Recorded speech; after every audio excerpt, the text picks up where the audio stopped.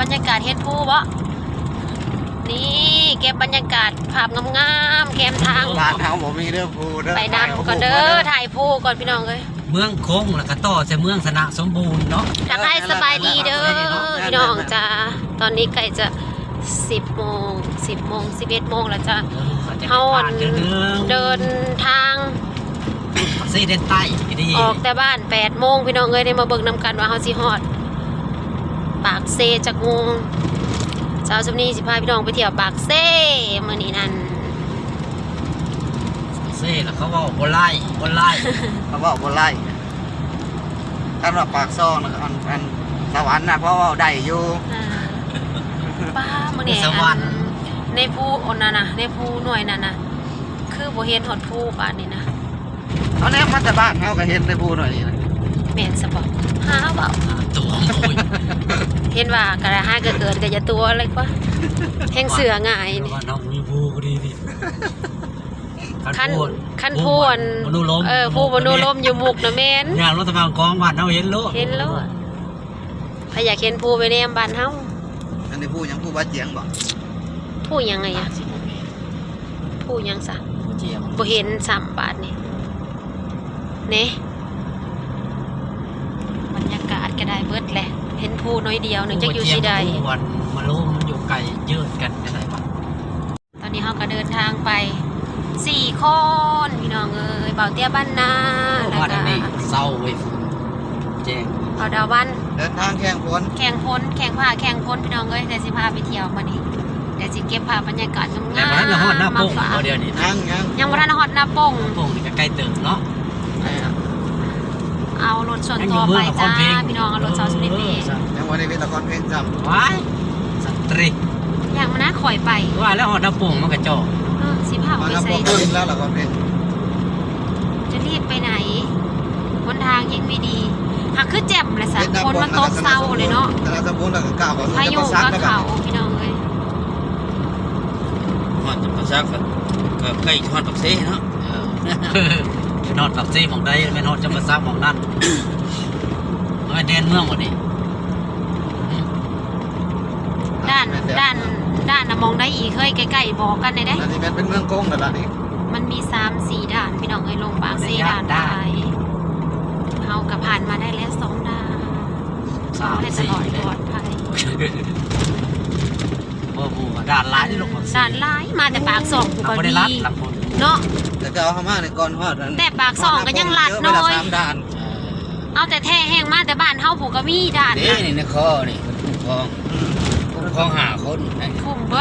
ดบ้านเบิดเทือนเอามา4 คนแสดงว่าคุ้มครองสบายมาก4 คนค่ะตลอดปลอดภัยไปทางกลับเด้อเบิ่งลูกเบิ่งหลานเด้อสวยคำหลวงปู่ทั่วจังโอ้หลายแนวอยู่หลวงปู่ไปด้วยทุกแนวไม่ได้ไปแต่สุปนีเด้อตีเอาหลวงปู่ไปด้วยเพราะว่าเฮาก็บ่ค่อยได้เดินทางไกลขนาดพี่น้องเฮาก็ระมัดระวังไปน้ำตอกน้ำทางพอฝนก็ตกเฮาก็ค่อยไปค่อยมา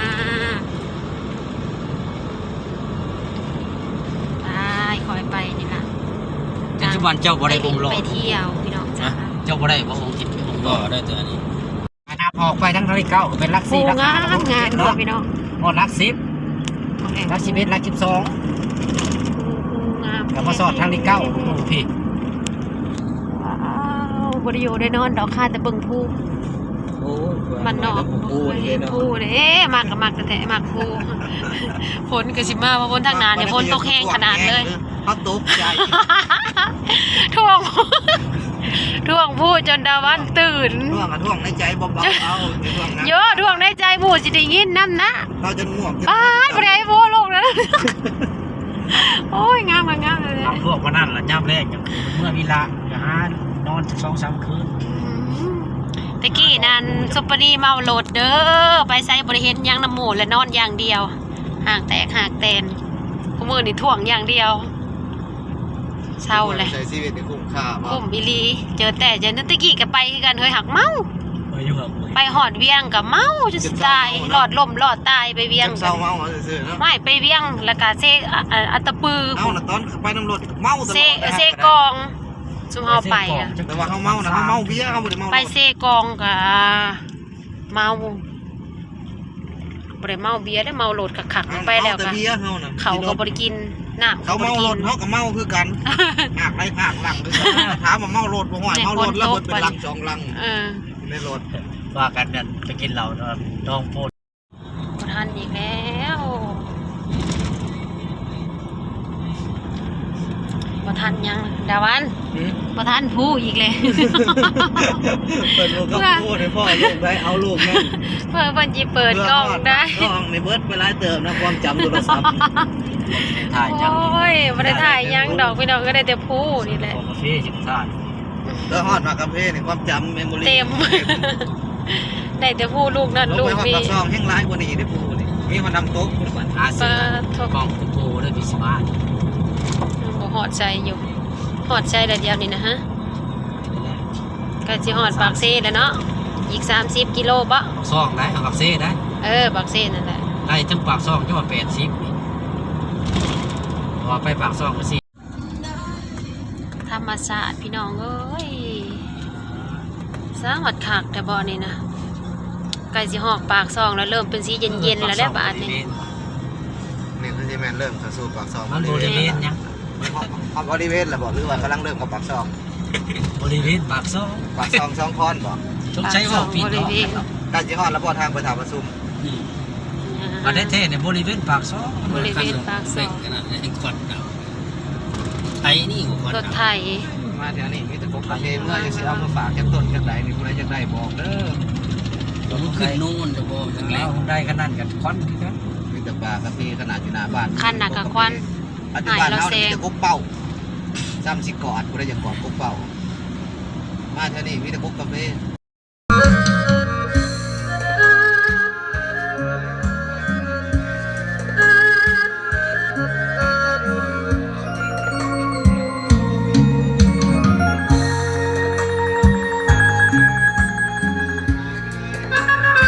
จากหนึ่งพันตำราให้แม่พ่อเป็นของก็ได้เพียงและอยากขอท้องเพื่อวันรอต้องทำให้ดีมีแอบร้องไห้เมื่อเจ้านายด่าซ้ำยังมีแต่ยังเป็นลูกจ้างดีเพื่อรอฝันขึ้นเมื่อบ้าน สาวลาวคนนี้จะคงพักดีเพื่อคนข้างหลังทำลาสลายก็ตามสร้างทุกสิ่งที่วางต้องบ่สูญเปล่าหากเธอฝันไว้บ่โดนคงได้ถึงบ้านบอกกับใจสู้เดิมสาวลาวให้สมหอบเอาฝันข้ามโอ้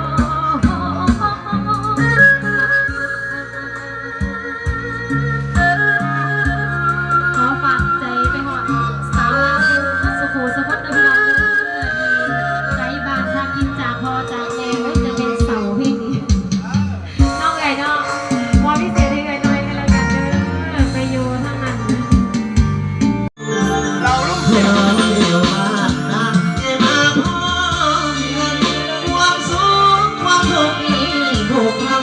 ช่วยสู้กันเมื่อไม้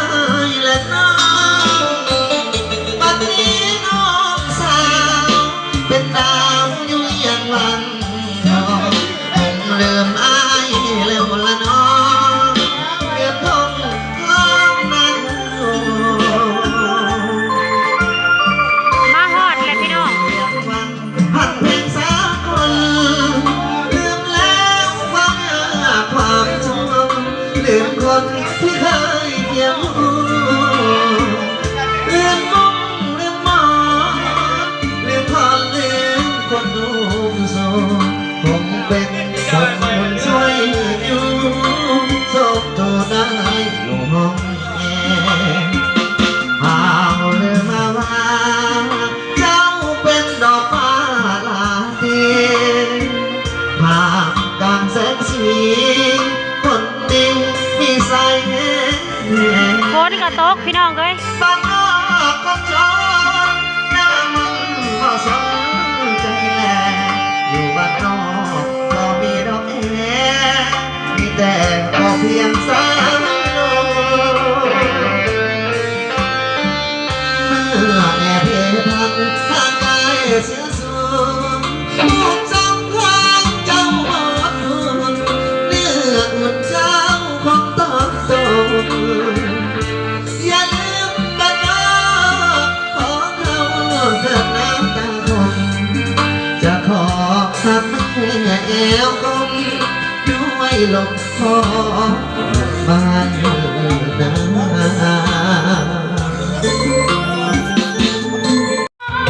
คนเขาอิจฉา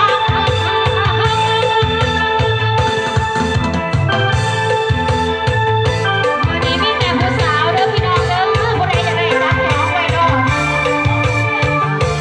ผู้สาวปากซองมีแต่ผู้จบๆ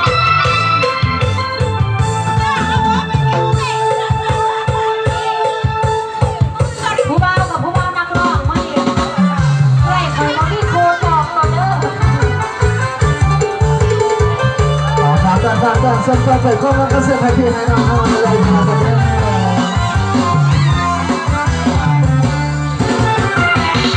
ใจแสนชันคืนนั้นงั้นกะทิ้งไม่มีแต่พบอยู่เพียงตรงกลางงานวัดเทียนนั้นสาวตะเกียงน้อยปล่อยลอยห้อยทั้งตาพายเหล่าน้องพายสุราพายยาน้องพายใจแสนจักเรียดวงน้องใจหงเพียงเพื่อนนั้นอายนำทุกอุดหนุนสุราปีใจชอบเธออย่างไรกับพายบรรพาหัวใจหากพาได้เป็นใจเอาเปิดใจสมัครใจพออายและน้องเป็นลูกสาวนาดำกระดองโปรดเธอตามคำเข้ามาเข้าใจใจอ้ายจะน้องสองใจก็มองสัมพันธ์สุดทุกเป็นไปร่วมกันหักกันส่วนนี้ก่อนจากคืนนั้นคิดหอมจอย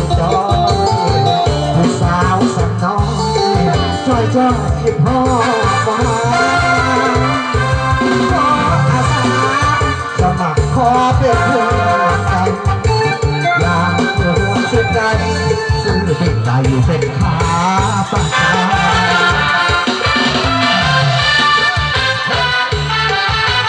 เอาฝากกันแล้วอาจจะลืมยกจอกกันทั้งนั้นเลยเด้อยกจอกแล้วก็ชิมวันเดียวช่วยกันแล้วกันนะ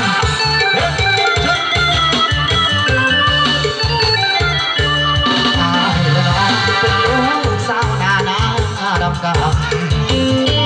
โปรดเถิดตามคำเข้ามาเข้าใจกันใจอายและน้องสองใจป้องกันสัมพันธ์เป็นไปพร้อมกันหักกันส่วนนี้ก่อนจากคืนนั้นคิดหอมจอยดาวเสียงน้อยจอย